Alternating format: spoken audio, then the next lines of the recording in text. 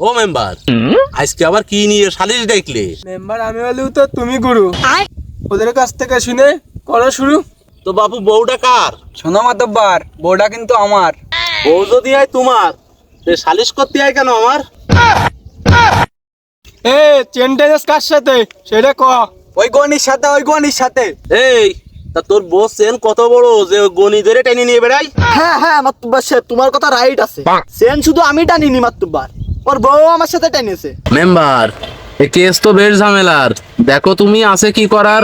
এই তোর বউ পুষার ক্ষমতা নেই, তা তুই বিয়ে করলি কেন? বউ পোষার ক্ষমতা আমারও ছিল, ওই গনি আমার বউরে নদ দেখাইছে নদ। এই তুই ভাঙা জমি চাষ দিতে গেলি কেন?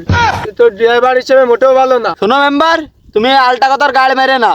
আমি ওকে বাড়ির পাশে যাচ্ছিলাম, তাই ওর বউ ডাইকে আমারে কলে 1 কেজি বেগুন নিয়ে আসি দিতে 8-তে। সে নাই হইলো, তো বেগুনটা কি তুই আটাতে নিয়ে আইলি নাকি নিজের ক্ষেত্রে দিতে গেলি? শোনো মাতুব্বার, তুমি ওই মেম্বারের দলে যোগ দিয়ে না। আমি বেগুন আটে পাইলাম না, আর আমার ওই ক্ষেতেরতেও দিলাম না। ও মেম্বার, তাহলে তো ও আমরা নির্দোষ। শোনো মাতব্বার, যতই বুঝো ও বউ আমি রাখপান না। এই তুই বউ যদি না রাখিস তা ওরা দিয়ে দে। ও বেগুন কেন দেখতে যাবে ও? ও আমি মোটেও পারবার না। একদিন একটু বেগুন দেশটি গেছি বলে ওর ভোর আমার গাড়ির পরে উঠে দিবা।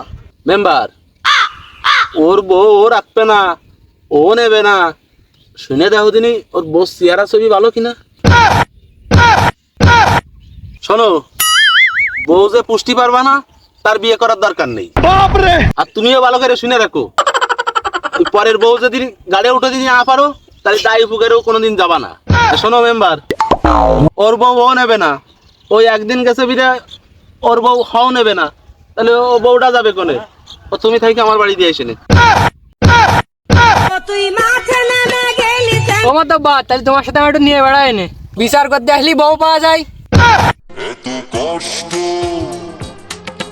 মেনে নেওয়া যায়